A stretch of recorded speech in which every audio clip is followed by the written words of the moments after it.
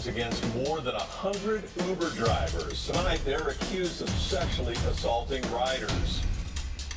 With Uber's based right here in San Francisco, of course, and it is worth tens of billions of dollars. It's held up as one of the astronomical success stories in the tech universe.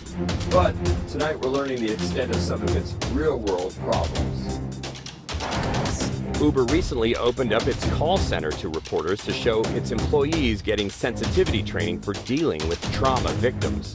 Uber wants the public to keep in mind that in the same time period as the 103 assaults, the rideshare company did 2.4 billion trips in the United States.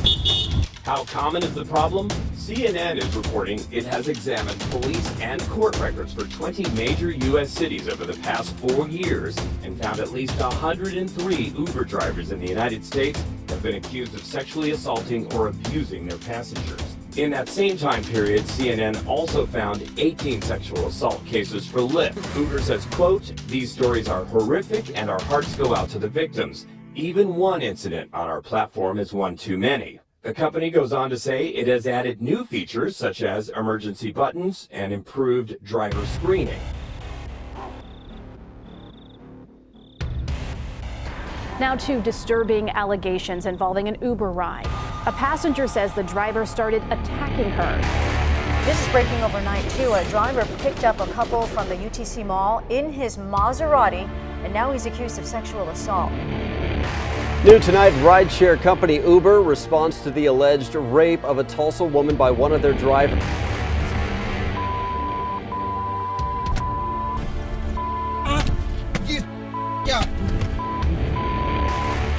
In May 2017, Kitchens used a gun to force her into sex acts in his car and later inside her Jupiter home. So an Uber ride home takes a terrifying turn for a woman from Inkster. She says her driver attacked her just moments after propositioning her for sex. 62-year-old David Knight was arrested Tuesday night on one count of first-degree rape. The victim, in her 40s, told police she remembers getting into Uber driver David Knight's car at about 8:40 that Sunday night. But after that, she says she blacked out from alcohol and doesn't remember much until she woke up the next morning without clothes on in his bed. After that, she says she blacked out from alcohol and doesn't remember much until she woke up the next morning without clothes on in his bed. The victim did tell police about one moment of clarity she had that night, when Knight was on top of her, but then she passed out again. Woman taking a routine Uber ride home. She expected no problems as usual, but this time she ended up here on the ground in pain. To even think that's acceptable or okay, you don't treat women like that. I don't care who you are. The Uber driver taking her home at around 2 a.m. on Friday morning. Everything was fine until we got to 94 and E-course, and he asked me for a tip, and I said I didn't have any money on me. That's when she says he demanded a sexual favor instead. Horrified, she immediately declined and said she would give him some tip money upon arriving home. She says he told her that would be fine, but suddenly he had a change of heart. So we get like 3 houses down from my house, and he goes, "All right, get out." And she could have never imagined what happened next. And so I opened the door and he grabbed my arm and he sped off, but my leg was outside the door. So I fell out.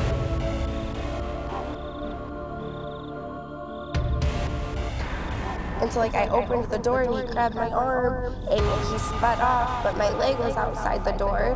So I fell out, but my arm was still in the car. So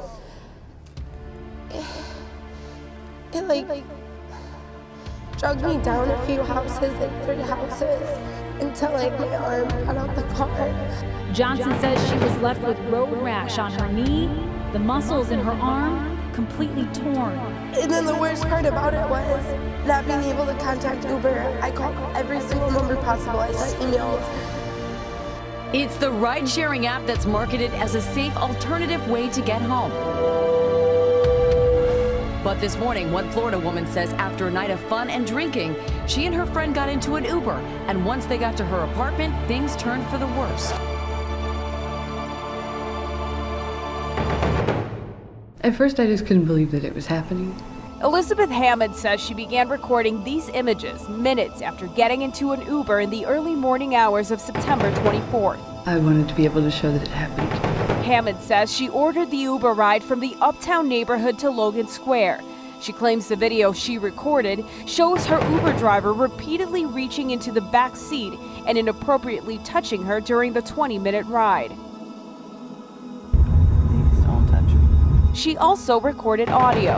You're taking me home, right? And yet he just rolled up here in that Maserati, saw a couple waiting outside of the mall and asked them if they called an Uber. They said yes, but they didn't check to see if there were any Uber decals or check out his credentials. So they just got in the car and started heading home, when at some point police say the driver allegedly reached over and put his hands down the man's pants and grabbed him inappropriately. The victim slapped the driver's hand away and the couple jumped out of the car once it came to a stop at their apartment complex. They called police who got there before the man could get away, so he was arrested for sexual battery. He was not an Uber driver, and he was possibly drunk as well. He refused to take a DUI test at the scene, so officers said they were going to do that back at the station. Uber. According to this search warrant, that Uber driver took advantage of her in the worst way possible. Your Honor, I advise Mr. Sanchez of a constitutional right. The court hearing lasted just minutes. John Sanchez stood dressed in a suit and tie next to his attorney. He didn't want to talk to Team 10 as he left court, but this search warrant says plenty. The warrant states the alleged victim was on a date with a guy she met online. They were leaving a bar in North Park. She'd been drinking. Her date called her an Uber. Sanchez was the driver. The warrant states the woman asked him to pull over so she could throw up. He got in the back seat with her. She says he placed his hand on her mid and upper thigh. She told him, quote, "I just want to go home." According to the warrant, the driver then took off her underwear. She says she asked him what he was doing, and he replied, "You want this?" She replied, "No, I don't." It goes on to say the driver grabbed her, lifted her dress, and, quote, mounted her from behind. She says she tried to push him away, but was unable. According to the warrant, the assault happened here on Wagner Street in El Cajon, not far from where the woman lives. Amanda Thacker lives down the street. Yeah, I'm surprised that nobody heard anything or seen anything. It's crazy. Yeah, I'm surprised that nobody heard anything or seen anything. It's crazy. 10 News was there when police got the call. We've blurred the woman's face. Sanchez is suspended from Uber. The company says he passed all background checks and has no criminal record.